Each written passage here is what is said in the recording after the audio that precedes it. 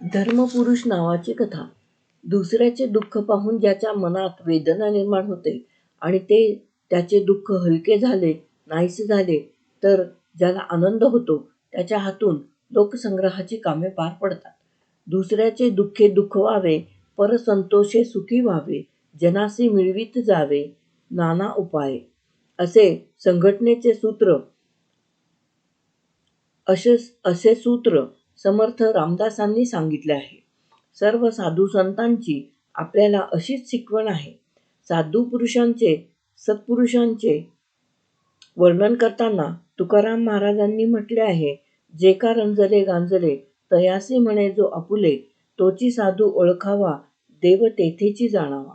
ज्या सत्पुरुषांनी फार मोठा लोकसंग्रह केला, त्यांच्या जीवनात दुसऱ्याच्या दुःखाची जाणीव व ते दुःख नाहीसे करण्यासाठी प्रयत्न याचा अनुभव येतो. वंदनीय सोनोपंत दांडेकर हे असेच श्रेष्ठ सत्पुरुष होते. ते महाराष्ट्रातील वारकरी संप्रदायाचे सर्वमान्य नेते होते.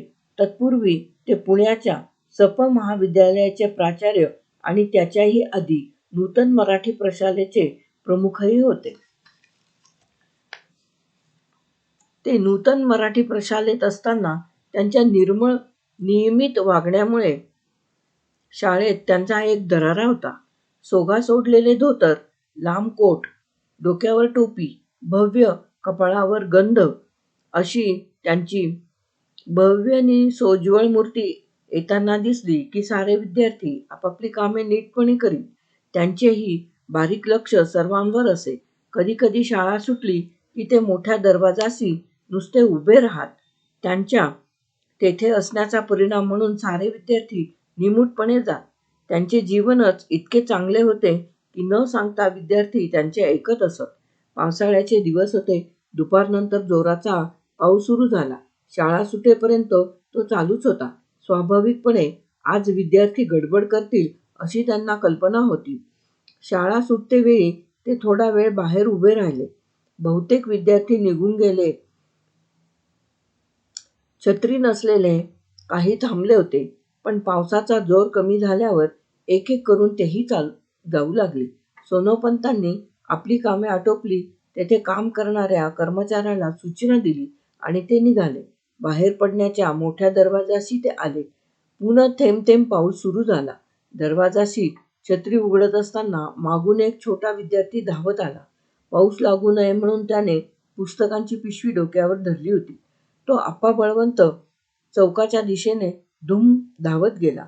सोनोपंत त्याच्याकडे पाहत होते. त्याच दिशेने तेही निघाले. तेवढ्यात पुढे धावणाऱ्या त्या विद्यार्थ्याच्या पिशवीतून एक पुस्तक बाहेर पडले. रस्त्यावर खड्डे पडले होते. खड्ड्यात पाणी साचले होते. पडलेले पुस्तक नेमके एका खड्ड्यात पडले.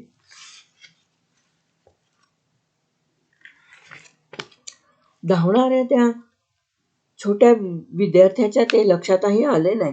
त्याला घरी लवकर जाण्याचे वेध लागले होते. सोनोपंतांनी आपला वेग थोडा वाढविला. ते त्या पुस्तक पडलेल्या खड्ड्याजवळ आले. ते पुस्तक त्यांनी उचलले. पावसाच्या पाण्याने व चिखलाने ते अगदी खराब झाले होते. एक सायकल त्याचेवरून गेल्याने ते चिखलाने पूर्ण माखले होते. सोनोपंतांनी ते पाहिले. सुदैवाने पहिले पान चिकटलेले होते. ते सोडवून वाचले.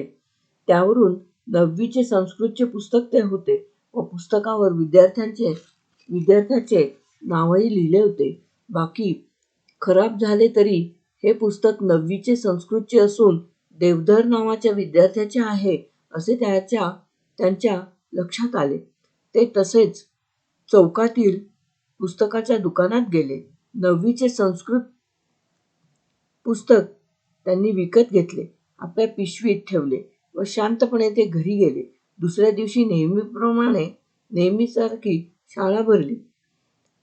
सोनोपंतांची शिस्त एवढी कडक होती की त्यांना खात्री होती, पुस्तक न आणल्याने या विद्यार्थ्याला त्याचे शिक्षक आपल्याकडे पाठवतील आणि झाले तसेच.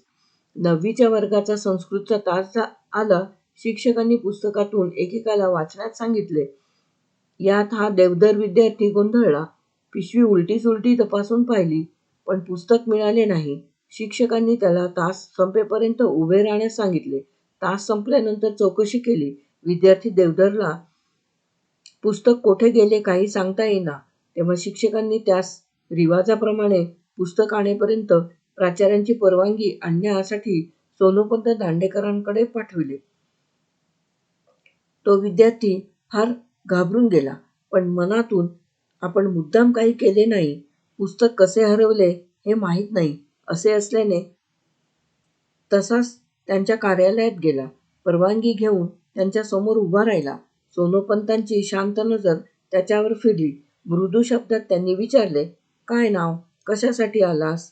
त्यांच्या मृदू आवाजाने विद्यार्थ्याला हिंमत आली. त्याने सर्व हकीकत सोनोपंतांना सांगितली. सर्व ऐकून घेतल्यानंतर ते म्हणाले, आज संस्कृतचे नवीन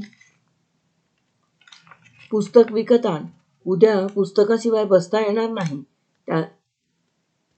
त्यांचा निर्णय ऐकला तरी तो विद्यार्थी हलेना. हिंमत करून तो म्हणाला, नवीन पुस्तक आणण्याची शक्यता मला नाही. मी इतर विद्यार्थ्यांच्या पुस्तकावरून माझा अभ्यास करीन. सोनोपंत क्षणभर थांबले. आता काय होणार अशा काळजीत तो विद्यार्थी त्यांच्याकडे पाहत होता. मोठ्या सहानुभूतीने सोनोपंतांनी त्याला विचारले, नक्की अभ्यास करशील? त्यांचा दिलाशाचा शब्द ऐकून त्याने उमेदीने म्हटले, हो, नक्की करीन. उत्तीर्ण होऊन दाखवीन. बर, जरा थांब. असे म्हणून सोनोपंतांनी आपल्या कपाटातून एक नवे पुस्तक काढले आणि त्याला विचारले, हेच 9वीचे संस्कृत पुस्तक ना? तो म्हणाला, होय. मग घे, हे माझे नाही. तसे सोनोपंतांनी पुस्तक उघडून आतल्या पानावरील नाव त्याला दाखवले. हे तुझेच नाव ना? आश्चर्याने व आनंदाने तो म्हणाला, हो, माझेच नाव. ते पुस्तक त्याच्या हाती देत सोनोपंतांनी त्याला कालचा सारा प्रसंग सांगितला. शेवटी म्हणाले, पुन्हा असा वेंधळ्यासारखा वागू नकोस. चांगला अभ्यास कर. पुस्तक हातात घेऊन त्याने सोनोपंतांना वाकून नमस्कार केला.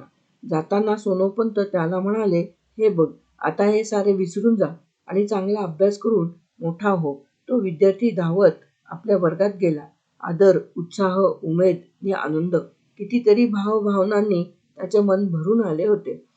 पुढे याच विद्यार्थ्याने वंदनीय सोनोपंत दांडेकर यांचे चरित्र लिहिले. त्यांनी आपला अनुभव सांगताना म्हटले, गुरुवर्य सोनोपंत दांडेकरांनी मला लहानपणी जे विसरून जा म्हणून सांगितले तेच जन्मभर माझ्या लक्षात राहिले, सतत प्रेरणा देत राहिले. दुसऱ्याचे दुःख जाणून ते नाहीसे करण्याच्या प्रवृत्तीलाच आपण धर्मप्रवृत्ती समजतो. म्हणूनच भविष्यकालात प्राचार्य सोनोपंत दांडेकर खरोखरीचे धर्मजीवन जगले, सत्पुरुष ठरले, सर्वांचे गुरुवर्य झाले. कथा समाप्त.